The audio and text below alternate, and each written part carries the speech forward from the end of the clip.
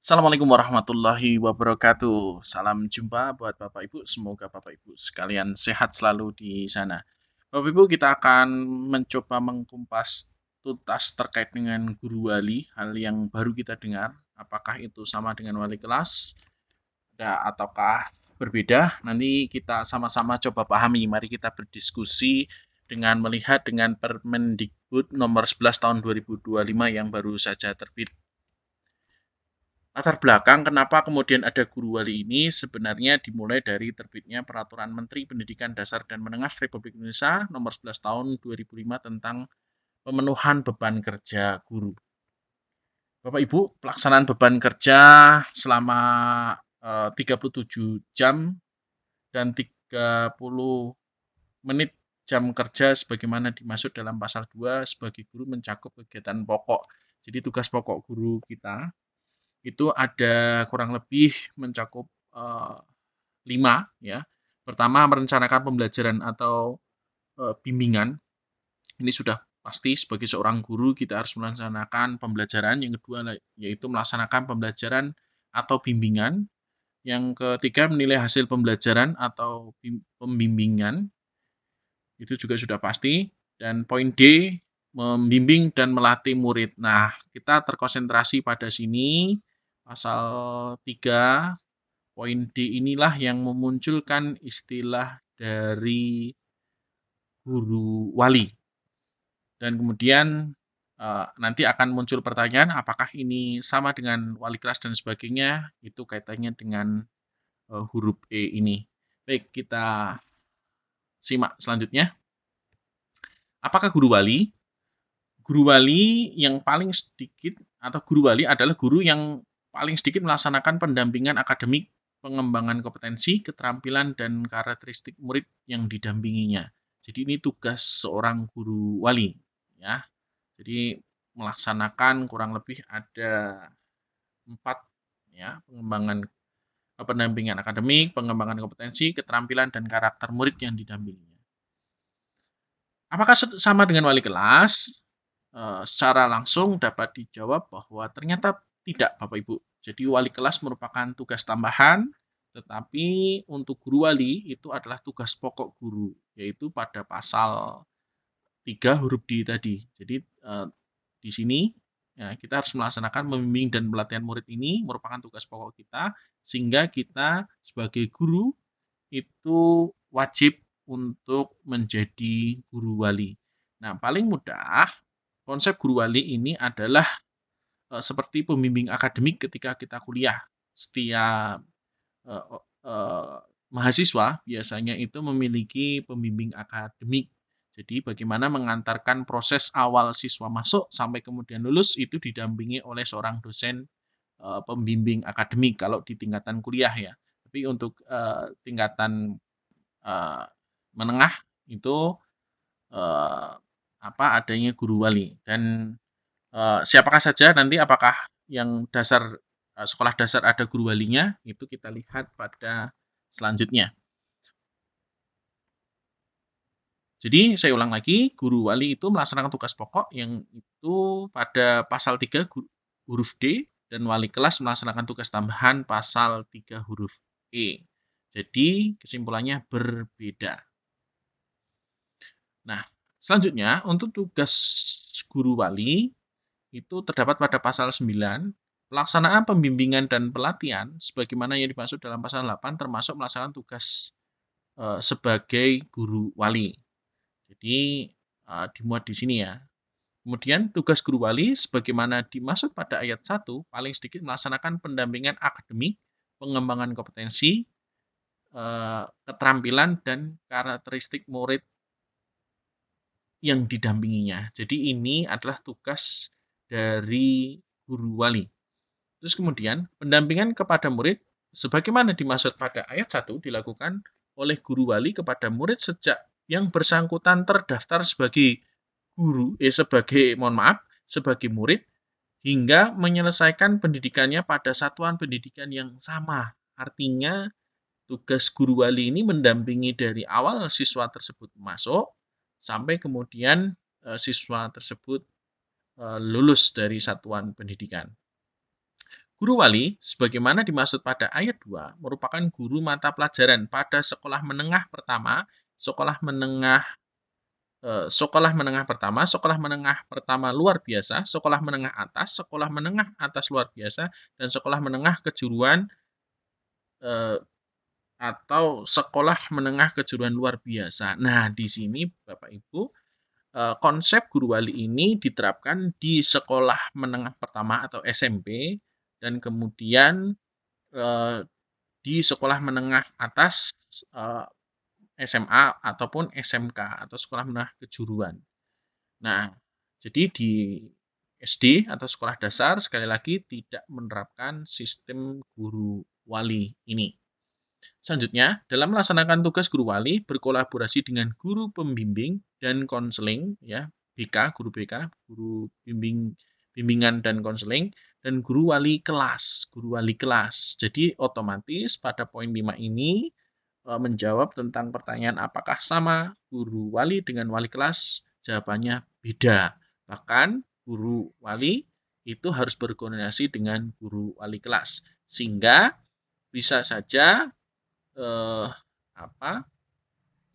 guru wali ini merangkap menjadi guru wali kelas dan juga kebalikannya, ya, wali kelas merangkap guru wali, seperti itu.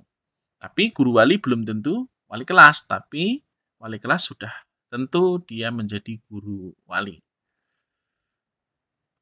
Selanjutnya, untuk penetapan guru wali ternyata perlu ditetapkan. Untuk penetapannya yaitu dilakukan oleh Kepala Satuan Pendidikan atau Kepala Sekolah. Untuk penetapannya, guru wali sebagaimana dimaksud dalam pasal 9 ayat 4 dan guru yang melaksanakan tugas tambahan sebagai yang dimaksud dalam pasal 10 ayat 1.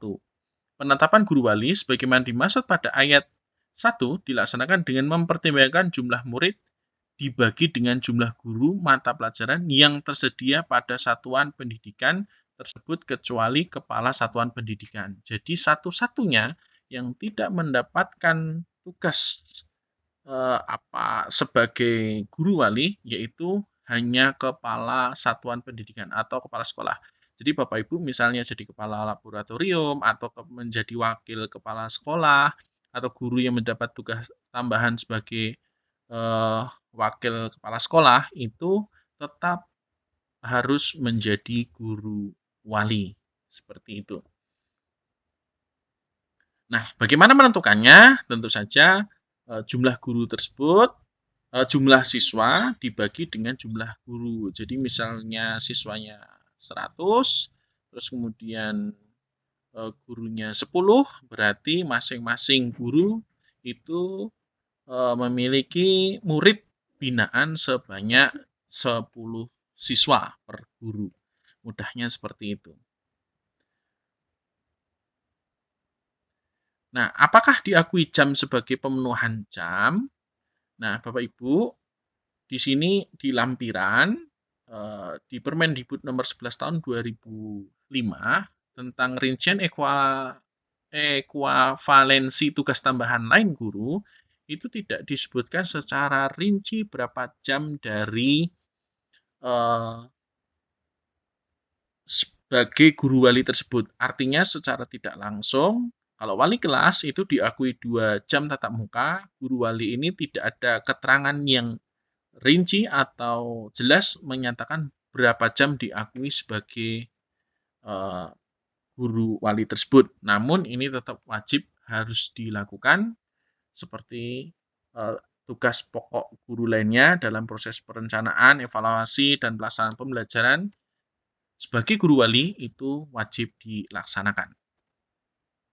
Nah, bagaimana kemudian konsep guru wali atau yang sering disebut juga sebagai homeroom teacher, form tutor, kelas edukator, atau pastoral koordinator memiliki berbagai bentuk dan tingkat penekanan di berbagai negara. Jadi penyebutannya di berbagai negara tentunya menyesuaikan dengan bahasanya ya, itu berbeda-beda.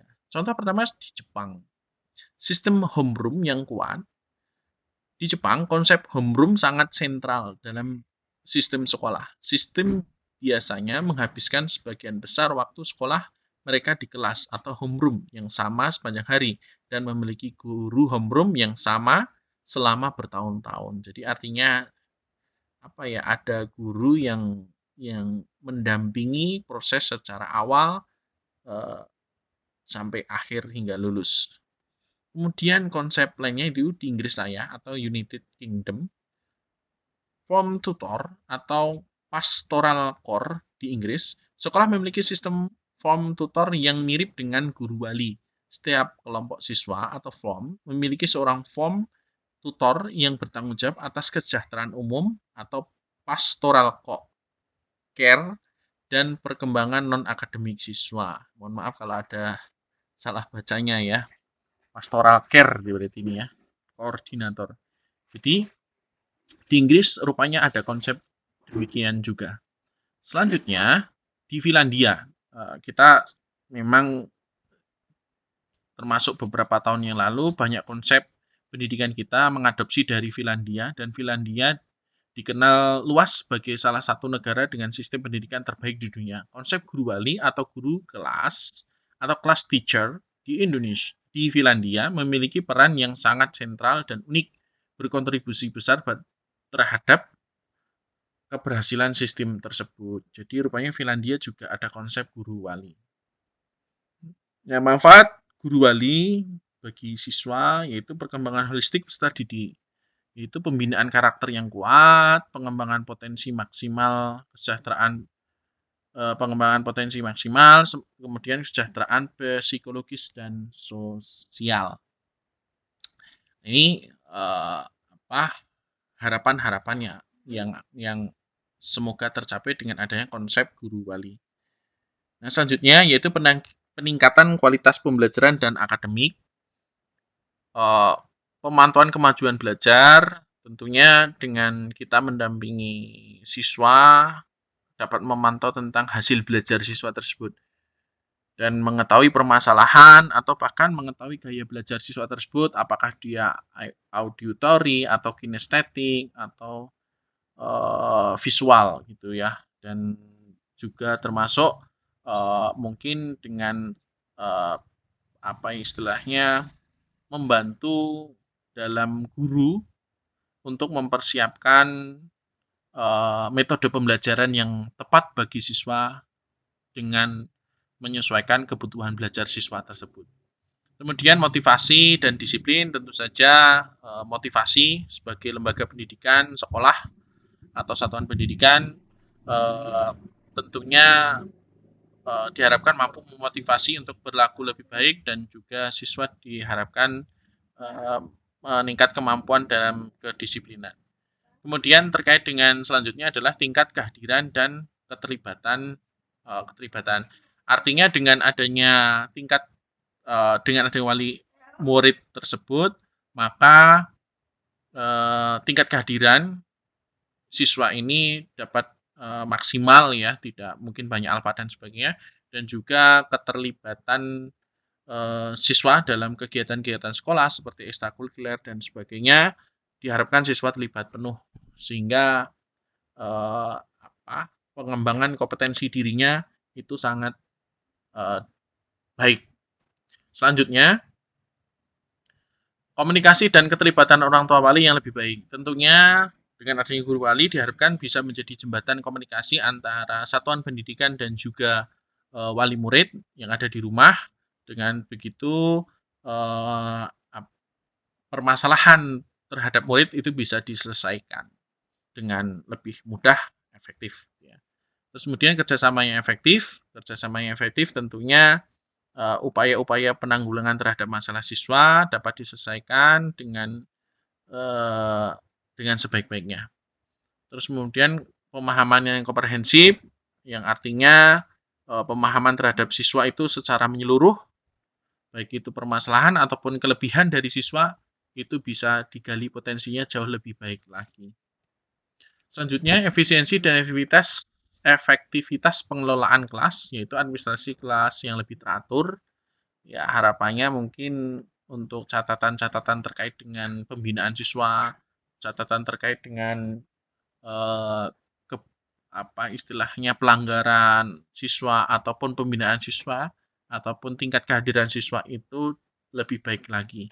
Terus kemudian identifikasi dini masalah, artinya apabila di dalam kelas mungkin siswa tersebut mengalami bullying atau perundungan atau hal-hal yang menyebabkan siswa tersebut tidak nyaman, maka bisa diidentifikasi sedini mungkin. Kemudian selanjutnya adalah menciptakan iklim kelas yang positif. Tentunya dengan iklim kelas yang positif akan meningkatkan motivasi belajar siswa dan menciptakan pembelajaran yang bermakna bagi siswa.